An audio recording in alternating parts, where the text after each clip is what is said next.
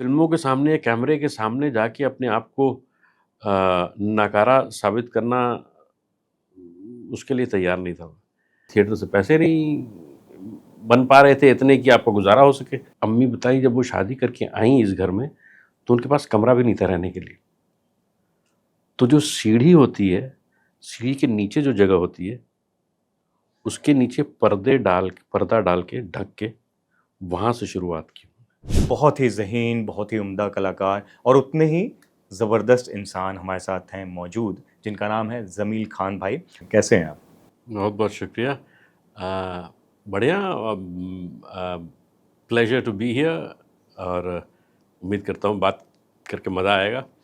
नैनीताल में और जो बचपन की स्कूलिंग है, एक चीज़ उसमें मुंबई से कॉमन ये है कि महानायक अमिताभ बच्चन और हम जिनको एक्टिंग के मतलब उनको गॉड के तौर पे देखते हैं इंडियन सिनेमा में, नसीर भाई, नसीरुद्दीन शाह। वो दोनों आपके शहर से वहाँ से काफ़ी एक तो कॉमन चीज़ें हैं, दोनों ही शख्स में और आप में। अमिताभ बच्चन इसलिए क्योंकि वो शेरवुड से उन्होंने भी पढ़ाई की, आपने भी की है। उनको भी बेस्ट एक्टर का अवार्ड मिला है, आपको भी मिला है स्कूल में। और नसीर भाई क्योंकि नसीर भाई की थोड़ी-सी जो आप लोगों का जो सोशल स्टेटस है, जिस तरीके से पैदाइश और आगे का वो रहा है मुंबई आने और बाकी चीज़ों का सफ़र और चॉइसेस भी, वो लगभग एक जैसा ही। स्कूल टाइम पे जब कुछ थिएटर हद तक तो और है ड्रामा एक्टिविटीज़ में कॉमनैलिटी इन्वॉल्व ज़रूर है। थे, इन दोनों का अम, प्रभाव था? बच्चन साहब इलाहाबाद भदोही के बहुत नज़दीक है, वहाँ से फिर शेरवुड में वो भी थे। नसीर भाई क्योंकि वो सेंट जोसेफ से पढ़े हुए हैं नैनीताल से वो भी और फिर उसके बाद अलीगढ़ मुस्लिम यूनिवर्सिटी तो वो एक कनेक्शन था। बच्चन साहब का जैसे शेरवुड का कनेक्शन था बताया मैंने आपको। तो इन दोनों का अ, इन दोनों की ज़िंदगी से और इन लोगों से बहुत मुतासिर हुआ मैं और मेरी खुशकिस्मती कि दोनों के साथ काम करने का मौका भी मिला मुझे। अ, सीखने का दौर जो था थिएटर का दौर वो नसीर भाई के साथ ज़्यादा रहा। बच्चन साहब के साथ चीनी कप में और गणपत में एक छोटा-सा वो था, बच्चन साहब का एक छोटा-सा अपीयरेंस था उसमें, तो वो था। अ, तो दोनों से बहुत कुछ सीखने को मिला और दोनों दिग्गज हैं अपने-अपने लेवल पे और उनसे कंपेयर तो नहीं किया जा सकता लेकिन हाँ, एक कॉमनैलिटी है तो अच्छा लगता है। कहीं न कहीं वो इंस्पायर करते हैं दोनों लोग। दोनों से पहली मुलाकात अगर बयाँ कर पाएँ, अगर कुछ यादें हैं तो? अ, बच्चन साहब से मुलाकात हुई चीनी कम के सेट पर और मुझे याद है कि वो कई बार अब वो प्रेज़ेंस में थे, बैठे हुए थे, तो वो उन्होंने अब मैं किसी और से बात कर रहा था तो वो उनको जब भी देखूँ तो मुझे लगे कि यार ये मेरी तरफ क्यों देख रहे हैं? नज़र गई तो फिर यार ये इधर ही देख रहे हैं अभी तक। तो उनको शायद एहसास हुआ होगा कि मैं या जो भी उनका बड़प्पन है कि शायद मैं बात करना चाह रहा हूँ या उनसे मुख़ातिब होना चाह रहा हूँ, तो वो खुद उठे और आए, हाय आई एम अमिताभ बच्चन। उनका जो रुतबा है, जो मयार है, वो कभी इस बात का एहसास नहीं होने देते कि हमें तो एहसास हमेशा ही रहेगा कि भाई Amitabh Bachchan the Demi God of Indian cinema is standing in front of you. हमें एहसास रहता है लेकिन उनकी कोशिश हमेशा ये रहती है कि वो आपके बराबरी पे आके आपको कंफर्टेबल कर दे। और नसीर सर के साथ मुलाकात? नसीर भाई के से मुलाकात मेरी उनके एक कज़न हैं, उन्होंने मेरी मुलाकात करवाई थी और मैं थिएटर करने के मकसद से आया था बॉम्बे और जब मिला तो उनका एक अंदाज़ जो है, उसमें उन्होंने कहा, "अच्छा, तो आप हीरो बनने आए हैं?" मैंने कहा, "नहीं, एक्टिंग करने आया हूँ, मतलब थिएटर करने आया हूँ।" "अच्छा, तो आप" तो मैंने बताया कि शेरवुड से हूँ वगैरह-वगैरह सारा इंट्रोडक्शन दिया मैंने और मैंने कैंडल कप जीता हुआ। अच्छा, तो आप बेस्ट एक्टर अवार्ड जीते हुए हैं तो मतलब आप ये सोच रहे होंगे कि आपको यहाँ पर मेजर रोल वगैरह मिलेंगे। मैंने कहा नहीं ऐसा कुछ नहीं है, मैं सीखना चाहता हूँ, आपके साथ जुड़ना चाहता हूँ और सीखने के लिए जिस तरीके से भी आप जोड़ सकें और मैं I will start from scratch, मतलब कि कुछ भी दें आप करने को। उस लिहाज से मैंने, तो शायद उनको कहीं एक सच्चाई उसमें दिखी होगी, तो उन्होंने कहा ठीक है, दैट्स द स्पिरिट। भाई मुझे बताइए कि थिएटर को ही क्यों, फ़िल्म क्यों नहीं उस समय? दिमाग में थिएटर पे काम करने का ही ख़्याल क्यों आया? क्योंकि मैं अपने आप को फ़िल्म के लायक समझता नहीं था, जानता नहीं था। इस चीज़ को मतलब फ़िल्मों के सामने, कैमरे के सामने जाके अपने आप को नकारा साबित करना, उसके लिए तैयार नहीं था मैं। कि पहले कुछ सीख लेता मैं और फिर सामने जाऊँ तो ज़्यादा अच्छा है। फेलियर के डर से शायद, कि यार मैं उसके लिए अभी तैयार नहीं हूँ। और ऑनेस्टली मैंने सोचा नहीं कि मुझे फ़िल्म करना है, हालाँकि ज़ाहिर है उस वक़्त तो नहीं सोचा था, लेकिन बाद में ये ख़्याल आना ज़रूर शुरू हुआ कि यार ये कर रहे हैं तो ये ज़्यादा लोगों तक पहुँचना भी चाहिए। तो झुकाव उसकी तरफ आया, और उसकी और ज़्यादा झुकाव इसलिए भी आया कि थिएटर से पैसे नहीं बन पा रहे थे इतने कि आपका गुज़ारा हो सके। तो इसलिए उस तरफ रुझान हुआ, और धीरे-धीरे चीज़ें बढ़ती गईं आगे। पहली बार घर पे कब बताया कि इस दुनिया में जाना है, क्रिएटिव आर्ट्स और ये सब? वो मेरे ख़्याल में बीए के फ़ौरन बाद ही, या बीए के फाइनल ईयर में ही, फाइनल ईयर में या बीए ख़त्म होते ही, कि भई अब मैं जा रहा हूँ थिएटर करने। क्या रिएक्शन था? रिएक्शन तो मतलब हैरान करने वाला? नहीं, स्ट्रिक्ट ना नहीं था कि ये मतलब मार देंगे, काट देंगे, ये वाला नहीं था। कि ये था कि भई अच्छा, पहले बात तो सरप्राइज़, शॉक कि ये कहाँ से आई, ये तो गूगली थी बिल्कुल। और भाई ने और फ़ादर ने कुछ और सोचा हुआ था अपने लिहाज से, और मेरी सोच उधर थी नहीं। तो ये था कि भई एमबीए कर लो, घर पे बिज़नेस है, बीए के बाद एमबीए कर लो।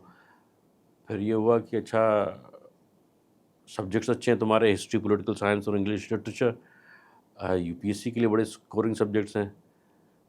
तो मैंने, वो ये ऐसा है, ये कंपटीशन वगैरह मैं नहीं देने वाला, हो गया मेरा आईआईटी का बैठ लिया, दे लिया, अब कंपटीशन नहीं करना मुझे, अब जाना है बॉम्बे और वहाँ थिएटर करना है। तो ऐसा कोई दबाव नहीं था मेरे ऊपर, बस यही था कि सोच लो। और वो जो आपने उनसे ये भी कह दिया था कि अब ग्रेजुएशन हो गया है, पैसे-वैसे मैं नहीं लूँगा, और उसके बाद जो अब्बू ने बड़ी काम की चीज़ बताई, वो बताइए क्योंकि बहुत इंस्पिरेशनल है वो। हाँ, देखिए वो मेरा चॉइस था। वो जो आपने बोला कि मैं अम, अब खुद मेरे से अपने दम पे वहाँ पर अपनी चीज़ें फादर ने करूँगा। कभी ये नहीं कहा कि मेरे पास पैसे नहीं हैं, या मैं पैसे नहीं दे सकता या नहीं देना चाहूँगा। वो हमेशा उन्होंने सपोर्ट किया। उन्होंने कहा कि, और जब मेरा मेरा मास्टर्स में जब ने कंप्लीट किया मैंने, तो मैंने खुद कहा कि भाई आपकी ज़िम्मेदारी एज़ अ पेरेंट, आपने मुझे पढ़ाना लिखाना था, और आपने पढ़ा लिखा दिया। अब मैं खुद अपने पैरों पर खड़ा होना चाहता हूँ और अपनी ज़िम्मेदारी खुद उठाना चाहता हूँ।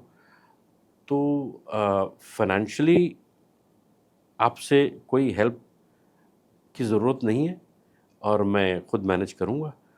तो उस बात पर तो अम्मी ख़ास तौर से बहुत बिखर गईं कि अरे कैसे, मतलब कोई नौकरी नहीं है, कोई घर नहीं है, तो कैसे करोगे मैनेज? लेकिन वो मेरे फ़ादर ने उनको समझाया कि भई ये खुद करना चाहते हैं तो करने दो उनको, बाकी तो हम हैं ही ना। अगर खुदा न ख़ास्ता ऐसी ज़रूरत पड़ती है तो हम तो हैं ही। और वो एक बहुत बड़ा मॉरल सपोर्ट था मेरे पेरेंट्स का, कि कभी ये डर नहीं था कि अगर कुछ नहीं कर पाए तो क्या होगा। लेकिन मुझे मुझे लगता है हौसला भी इसी बात से मिला कि वहाँ से मेरे वालिद ने ये बात भी कही कि देखो, ईगो मत पालना कि अगर कुछ नहीं कर पाए तो घर वापस कैसे जाऊँगा, या अभी घर वालों को बोल दिया है कि पैसे नहीं लूँगा तो मरता मर जाऊँगा, कुछ पैसे नहीं लूँगा। तुम्हें अगर कुछ तकलीफ़ होगी तो तकलीफ़ हमें भी होगी, खून तो एक ही है, माँ बाप हैं, तो तकलीफ़ होगी। तो ऐसा मत करना, ज़रूरत पड़े तो मांग लेना। मैंने कहा जी, अगर ज़रूरत पड़ी तो ज़रूर मांगूंगा, लेकिन बहुत करम है ऊपर वाले की, ज़रूरत मतलब मुश्किल वक्त गुजारे लेकिन आ, नहीं मांगा। वो भी एक ज़िद थी और उस ज़िद ने शायद आगे मदद भी की। वो मैं समझना चाह रहा हूँ कि वो जो सूझबूझ जिसकी मैं बार बार बात कर रहा हूँ, वो मैच्योरिटी, वो एक एफ्लुएंट फैमिली से आने के बाद भी एक अपना खुद का वो एक कि अपने पैरों पे खड़ा होना है, और इतनी मैं मुझे नहीं लगता कि वो एमए कर लिया तो भी इतना इंसान मैच्योर हो जाता है जिसको हम बोलें कि बहुत उम्र का हो गया और वो इतनी सलाहियत या इतनी मैच्योरिटी रख सकता है। वो कैसे आती है आपके अंदर? वो शुरू से मेरे को दिख रही है, वो स्कूल टाइम से आगे आपके करियर चॉइसेस हर जगह। देखिए, मुझे ऐसा लगता है कि ये मिडिल क्लास वैल्यूज़ जो है ना, वो वहाँ से आती है, और वो मेरे फादर, मेरे परिवार से भी आती है, ख़ास तौर से मेरे फादर से। अम्मी ने जो कहानियाँ बताई उसमें ये था कि कहाँ से शुरू हुए वो लोग। कि अम्मी बता रही थी कि अब्बू के पास कुछ नहीं था, उनके वालिद का इंतकाल हो गया था काफ़ी जल्दी, जब पढ़ रहे थे वो। तो 10th पास करने के बाद उन्होंने नौकरी भी की और पढ़ रहे थे। 12th किया, फिर उसके बाद घर सँभाला पूरा, फिर बिज़नेस शुरू किया। पहले नौकरी करते थे, क्लर्क ही करते थे literally, British carpet manufacturing company में। फिर वहाँ से फिर उन्होंने अपनी ट्रेनिंग शुरू की, फिर ट्रेनिंग करते-करते फिर उन्होंने एक्सपोर्ट शुरू किया।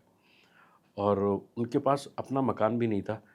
दादा का इंतकाल हो गया था, दादी की एक बहन भदोही में थीं, तो अब बच्चों को पढ़ाएँ कैसे, काम कैसे करें, बच्चों को पढ़ाने के लिए पैसे, तो ज़ेवर बेच के उन्होंने बच्चों को पढ़ाया, दादी ने हमारी।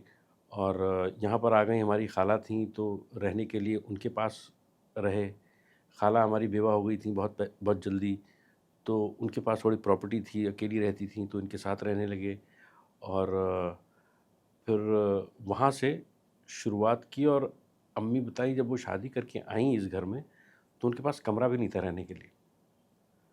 तो जो सीढ़ी होती है, सीढ़ी के नीचे जो जगह होती है, उसके नीचे पर्दा डाल के ढक के वहाँ से शुरुआत की उन्होंने।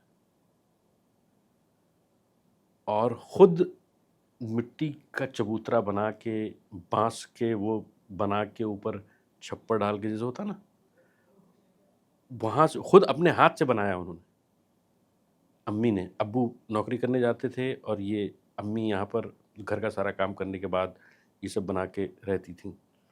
और फिर उसके बाद जिस मकान में हम अभी रहते हैं, पास में ही ज़मीन खाली पड़ी हुई थी। तो मतलब मेरा कहने का मतलब कि वो वैल्यूज़ जो है ना, वहाँ से आते हैं कि आपने बुरे दिन देखे हुए हैं। और जो एक गुर्बत की ज़िंदगी होती है कि हर पैसा मायने रखता है, हर हर रुपया मायने रखता है, और फ़िज़ूल खर्ची नहीं होनी चाहिए, वो शायद वहाँ से आता है। और मेरी पैदाइश जब हुई तो ये इस नए मकान में हुई, जो कि अब्बू ने ख़रीदा, और वो in the process of being constructed. और वहाँ से जो पैसों की अफरादी शुरू हुई, वो वहाँ से हुई। और फिर उसके बाद there was no looking back, and he became one of the top most exporters from Bhadohi.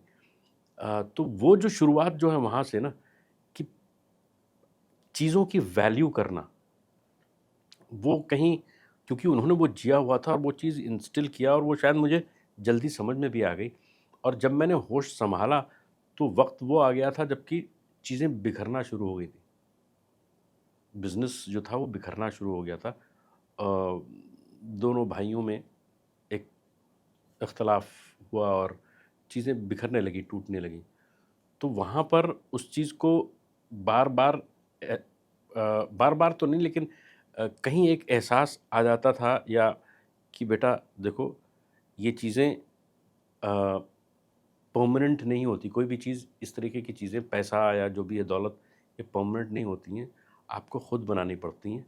और अगर है तो आपने उसको मेंटेन किया तो अच्छी बात है, उसको ऊपर ले गए तो अच्छी बात है, नहीं मेंटेन कर पाए और एक जमा पूँजी है, वो कभी न कभी तो ख़त्म होगी। तो इसलिए लेकिन अपने पाँव इफ़रात को में नहीं, मज़बूती से वैल्यू के साथ। मज़बूत बनाइए और खुद चीज़ों को हासिल कीजिए, खुद बनाइए। वो सोच शायद उस वक़्त से आना शुरू हो गई थी इसलिए फ़िज़ूल खर्ची कभी नहीं रही, और फ़िज़ूल खर्ची के लिए एक्चुअली पैसे कभी हाथ में दिए नहीं जाते थे। जमील भाई, इसलिए ना मैं इस पे ज़्यादा ज़ोर देता हूँ क्योंकि लोग सक्सेस पे तो बात करते हैं, लेकिन वो जो रूट है, जो इतने फेलियर्स के साथ, उतार-चढ़ाव के साथ यहाँ पर पहुँचाता है, उस पे बात नहीं हो पाती, जो लोगों को इंस्पायर करती है। आज आपको हम इसलिए सेलिब्रेट कर रहे हैं, आपसे इसलिए बात कर रहे हैं क्योंकि आपके सक्सेस को हमने देखा है। लेकिन इतने साल का एक जो वक़्फ़ा रहा है, इतना दो जो आपकी स्ट्रगल रही है, उसको लोग, वो इंस्पिरेशन है लोगों के लिए। अगर माली तंगी कह लीजिए तो हाँ, वो क्योंकि ये महंगा शहर है, तो बहुत सोच समझ के खर्च करना पड़ता था।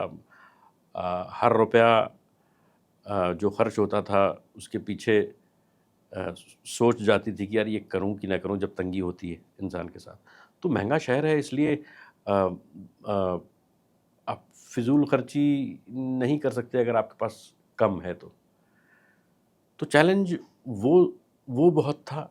और अ, शायद अ, घर वालों का, अपनों का साथ न होना, परिवार का साथ न होना, वो कभी-कभी खलता था कि भाई दूर हैं आप, यहाँ अकेले हैं। कभी ऐसा हुआ, कोफ्त हुई कि सिर्फ कोई प्रोजेक्ट इसलिए चुना कि पैसे उससे नहीं, नहीं, उस पे नहीं जाऊँगा मैं। बिल्कुल ऐसा किया कि भई अब पैसे ख़त्म हो रहे हैं, ये काम नहीं किया तो अगला महीना या अगला 6 महीना कैसे जाएगा? तो कर लेता था। जब इतना रहता था कि हाँ, अभी चल जाएगा और ये नहीं करना है यार, मन नहीं कर रहा है, दिल गवारा नहीं कर रहा, तो मना कर देता था। थिएटर की दुनिया ना बहुत ज़्यादा टैक्सिंग है, बहुत मेहनत माँगती है, क्राफ्ट पे, हर चीज़ पे, लेकिन उतना देती नहीं है कॉमर्शियली। फाइनेंशियली कैसे उस पे आप अपने आप को स्टेबल रख पा रहे थे उस समय? थिएटर से तो गुज़ारा नहीं हो सकता, मतलब इन द सेंस कि आपको इतना भी नहीं मिलता कि आप रिहर्सल के लिए जाते हैं, जो उसका पैसा भी नहीं निकलता। भले ही आप बस से जा रहे हो और ट्रेन से जा रहे हो, तो उतना भी पैसा नहीं निकलता। और उस वक़्त तो और भी था।